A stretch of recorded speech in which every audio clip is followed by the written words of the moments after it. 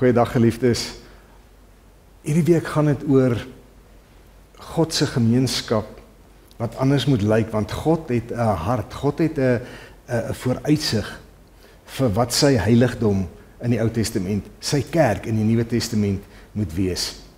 En ons het tot dusver gehoor dat ek en jy 'n verskriklike belangrike rol het om in hierdie gemeenskap, hierdie gemeenskap wat God in die vooruitsig stel, sigbaar te maak in vandag se wêreld. Vandag lees ons vers 3, die laaste gedeelte van Jesaja 2. Ek lees saam julle. Die volke sê, kom laat ons optrek na die berg van die Here toe, na die huis van die God van Jakob, sodat hy ons sy wil kan leer en ons daarvolgens kan lewe. Want uit Sion kom die openbaring, uit Jerusalem die woord van die Here. Wanneer die volke na God se heiligdom toe kan kom, sê dit hierso, of wil kom, as hulle magneties daarna toe aangetrek word, is dit in 'n baie groot mate, omdat hulle daar iets van ware lewe kan ervaar. Hulle weet, ware lewe, sinvolle lewe, ryk lewe, verdiepte lewe, lê in die heiligdom van God. Dit lyk so anders as die lewe wat die Israeliete en die volke rondom hulle geken het in die tyd van Jesaja. Dit was 'n baie moeilike tyd om te lewe. Daar was oorloë. Daar was politieke skommelinge. Daar was soveel dood, soveel verwoesting, soveel swaar kry. So die mense in die algemene lewe in hierdie tyd het gesmag na iets beter, na 'n beter lewe. Wat het dit met my en jou te doen? In ons dag, in 2025. Alles. Want tussen ons en hierdie tyd staan Jesus Christus.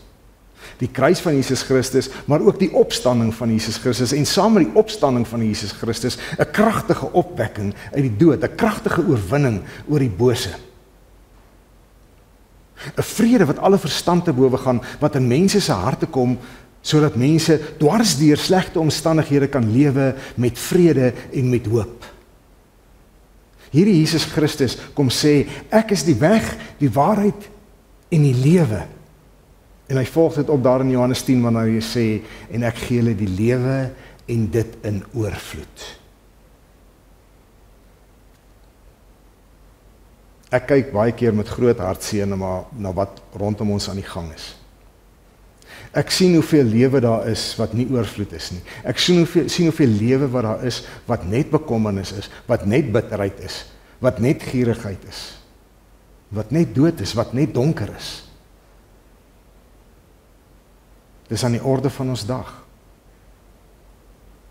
Dis asof mense vergeet het hoe om regtig, opreg en voluit te lewe.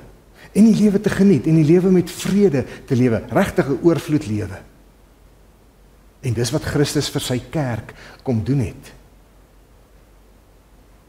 En my gebed is so dat ek en jy wat sy kerk is, ons lewens so kan lewe, dat ander daarna sal kyk en sê, maar daar is lewe wat die moeite werd is, so lyk lewens, wat ergens hier op pad is, wat 'n vaste fondament het, Jesus Christus ons rots, wat 'n vaste einde het, die ewige lewe saam met God, en die tyd hiertussen is 'n sinvolle, verdiepende, verrykte lewe, lewens wat werklik 'n verskil kan maak in 'n donker en 'n stikkende wêreld.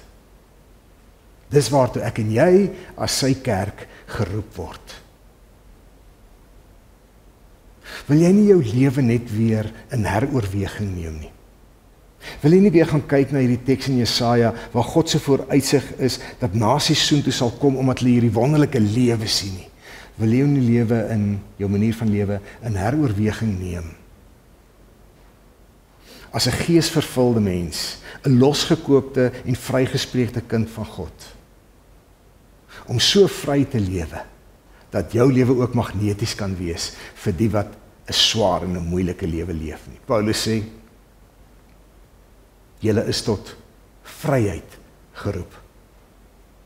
Vryheid. Kom ons breek vry. Van al die wêreldse goed wat ons so vashou. Wys bietjie vir die wêreld, hoe lyk dit? Om as 'n vry mens, 'n kerkmens van God te lewe. Mag jy geseënd wees met so 'n praktiese alledaagse lewe. Shalom. Laat ons eers oor die werke van die hande, dis aan ons onderwerp. Die see, die lug,